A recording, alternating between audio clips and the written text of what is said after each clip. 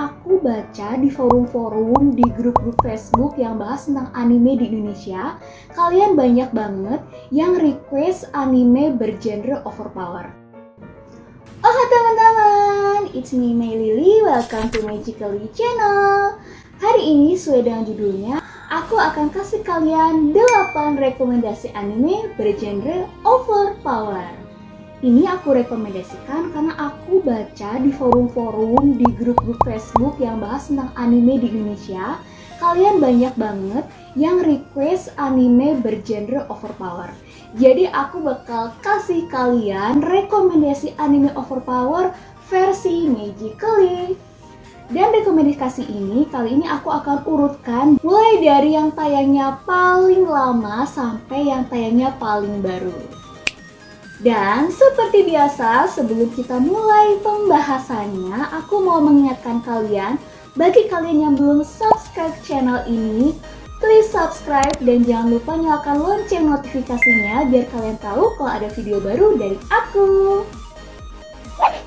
Buat kalian yang udah gak sabaran, mari kita lanjut ke 8 anime bergenre overpower.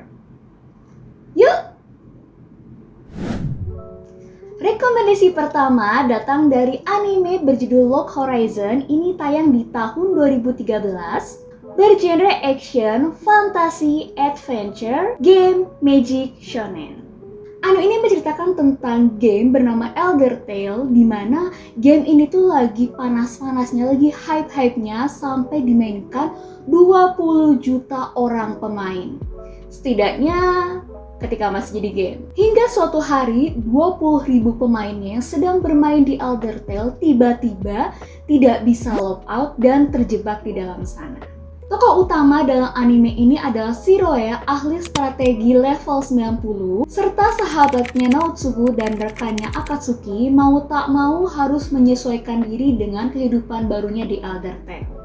Mereka harus menghadapi berbagai bahaya yang ternyata sekarang harus mereka alami secara nyata, seperti menghadapi para pembunuh sesama player dan monster di sepanjang jalan. Lengkap dengan makanan di dunia game yang rasanya hambar, kemudian kebangkitan dari kematian, sampai percakapan dengan NPC yang membosankan. Yang aku suka dari Log Horizon ini adalah karakter utamanya yang bernama Shiroe. Dia tidak hanya mengandalkan kekuatan, tetapi dia juga menggunakan otaknya untuk memenangkan setiap pertarungan. Gak salah deh kalau dia disebut sebagai ahli strategi. Rekomendasi kedua ada Mahoka Kokono Retose. Ini anime yang tayang di 2016. Bergenre school, supernatural, romance, action. Anime ini bersetting di awal abad ke-21, di mana di zaman itu sihir bukan lagi dongeng atau cerita rakyat, melainkan teknologi yang sudah sistematis dan diajarkan sebagai keterampilan teknik. Di sekolah menengah pertama, setiap siswa akan dikategorikan sesuai dengan nilai atau skor yang mereka miliki. Siswa dengan nilai tinggi akan masuk ke kelompok Blooms, sedangkan siswa yang nilai rata-rata atau kurang akan masuk ke kelas Gulma. Mahoka Kokono Retose ini menceritakan tentang Tatsuya Shiba dan Miyuki Shiba. Mereka ini adalah kedua kakak beradik. Mereka sama-sama masuk ke SMP ini. Miyuki memiliki nilai yang luar biasa, sedangkan Tatsuya malah sebaliknya. Meskipun begitu, Tatsuya memiliki kemampuan teknik yang luar biasa, kemampuan tempur fisik, dan kemampuan teknik sihir yang unik yang hanya diketahui oleh Miyuki. Di posisi ketiga ada Nanatsu no Taizai. Anime ini tayang di tahun 2014. Bergenre adventure, action, fantasi, ecchi, magic, supernatural. Anime ini menceritakan tentang sekumpulan kesatria dari kerajaan Lyonesse. Setiap karakter memiliki kemampuan dan keahliannya masing-masing. Sayangnya mereka dituduh membunuh kesatria lain dan dituduh melakukan kudeta terhadap kerajaan. Karena tuduhan tersebut, mereka dijuluki Seven Deadly Sins, dan mereka pun melarikan diri, menyembunyikan diri dari orang-orang yang berusaha memburu mereka. Karakter utama dalam anime ini bernama Meliodas. Meskipun tubuhnya kecil, tapi jangan salah teman-teman. Meliodas yang tubuhnya seperti seorang bocah ini sebenarnya sudah hidup 3 milenial karena dia itu dikutuk oleh ayahnya sendiri yang seorang raja iblis. Kutukan ayahnya menyebabkan dia tidak bisa mati, dan sekalipun dia mati, dia akan hidup kembali dengan amarah yang lebih sulit lagi dikendalikan. Rekomendasi keempat, ada One Punch Man. Ini kayaknya anime yang paling dicari-cari. Kayaknya kalau orang bikin anime overpower, kayaknya pasti langsung bikinnya One Punch Man. Iya nggak? Buat kalian yang setuju atau nggak setuju, komen ya.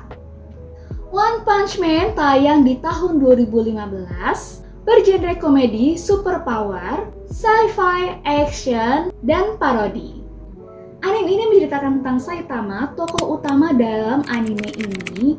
Diceritakan dia memiliki tampang yang konyol, berkepala plontos, hingga banyak orang yang meragukan tentang kekuatannya. Sebagai superhero, dia pun mencari lawan tangguh. Tapi setiap dia menemukan kandidat yang menurut dia kuat, selalu dikalahkan hanya dengan satu pukulan. Makanya dikasih nama One Punch Man. Selain action yang keren, kalian juga bakal disajikan cerita-cerita konyol yang bikin kalian ngakak sepanjang nonton. So, pastikan kalian masukin One Punch Man ke wishlist kalian ya. Kita lanjut ke rekomendasi ke-5. Ada Overlord. Anime ini tayang di tahun 2015. Bergenre action, fantasy, adventure, game, dan supernatural. Anime ini berlatar di dalam game di MMORPG atau Dive Massively Multiplayer Online Role-Playing Game. Panjang ya. Game ini dimainkan dengan menghubungkan konsol khusus ke otak para pemain serta memanfaatkan jaringan komputer nano ultrakranial, sebuah teknologi yang dibuat dari perpaduan cyber dan nanoteknologi. Dengan kata lain, para pemain yang memainkan game tersebut memasuki dunia virtual seakan-akan kehidupan nyata. Game ini bernama Yggdrasil.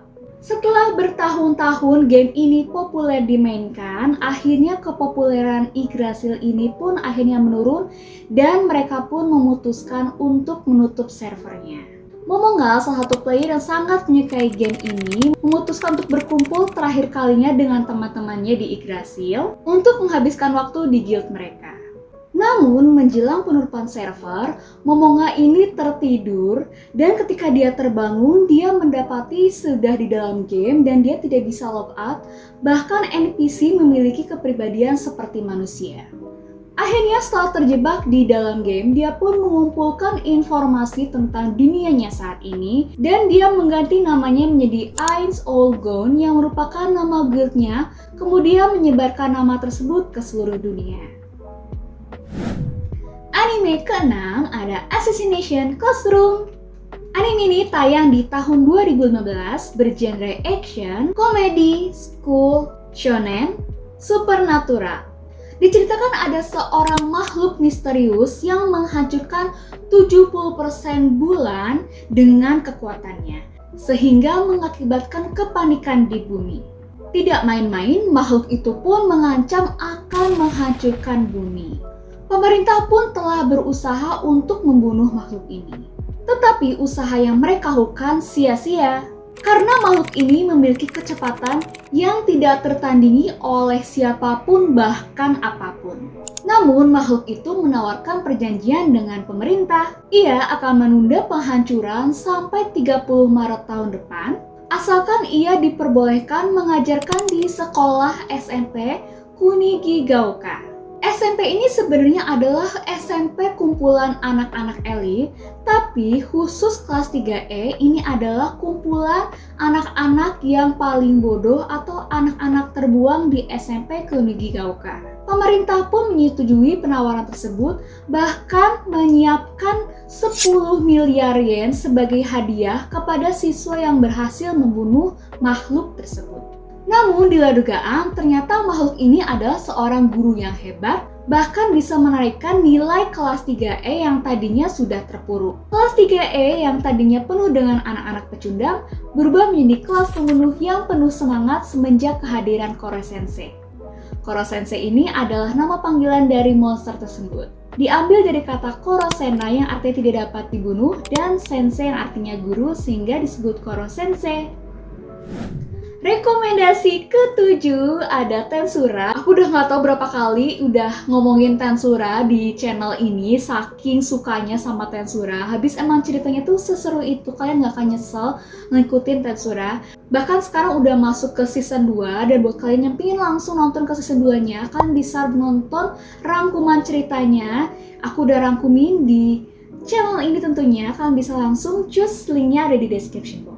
Tapi tenang aja, aku bakal kasih kalian sinopsisnya sedikit. Cerita ini tentang seorang pemuda, udah gak muda lagi sebenarnya, seorang om-om yang umur 37 tahun. Dia ini sebenarnya adalah salaryman atau pekerja kantoran di Tokyo pada umumnya. Karena saking umumnya dan saking monotonnya, ya hidupnya gitu aja. Sampai suatu hari dia ketemuan sama adik kelasnya, kohainya, dan di sana dia meninggal karena dia menyelamatkan kohainya ini yang akan ditusuk oleh pembunuh. Nah, ternyata setelah dia hidup kembali, dia direinkarnasikan menjadi slime.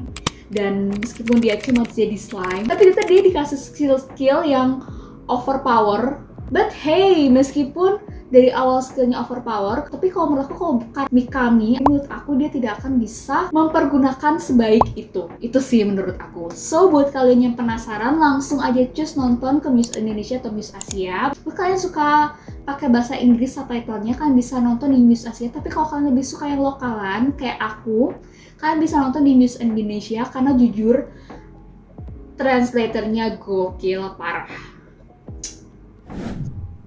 Oke, segitu aja untuk rekomendasi ke-7. Kita langsung lanjut ke rekomendasi ke-8. Ini panjang banget, aku nyetek ya. Ini judulnya Tatoeba Last Dungeon Mai no Mura no Shonin ga Joban no Maichidi Kurasu Yona Monogatari. Itu aku nggak pakai tarik nafas. Anime ini tayang tahun ini 2021, bergenre adventure dan fantasy. Kisah ini bercerita tentang Loido, seorang pemuda yang ingin berpetualang ke ibu kota yang ia kagumi untuk menemukan kekuatan sejati, karena di desa tempat tinggalnya ia dianggap pemuda yang paling lemah. Oleh karena itu, ia memulai perjalanannya dari kampung halamannya menuju ibu kota. Akan tetapi, untuk mencapai ibu kota, dia harus melewati dungeon paling berbahaya di dunia. Dalam perjalanan pun dia selalu merasa kalau dia ini adalah orang paling lemah yang melewati dungeon itu. Padahal dia udah melewati dungeon paling berbahaya loh di dunia. Dan dia berhasil melewati dungeon itu dengan selamat tanpa lecet sedikit pun. Tapi tetap aja dia merasa kalau dia ini masih lemah. Di anime ini kita akan mengikuti petualangan Loido dengan karakter overpower-nya, namun dengan tingkat kepolosan yang luar biasa. Sampai sini dulu 8 rekomendasi anime overpower kali ini. Kalau kalian punya rekomendasi lain, kalian bisa langsung komen di kolom komentar, atau kalian juga bisa DM aku di Instagram dan email aku yang udah aku cantumkan di description box. Kalau kalian suka video aku kali ini, jangan lupa untuk like, komen, dan share ke semua sosial media yang kalian punya supaya aku makin semangat bikin video untuk kalian. Terima kasih sudah menonton video aku hari ini, and see you!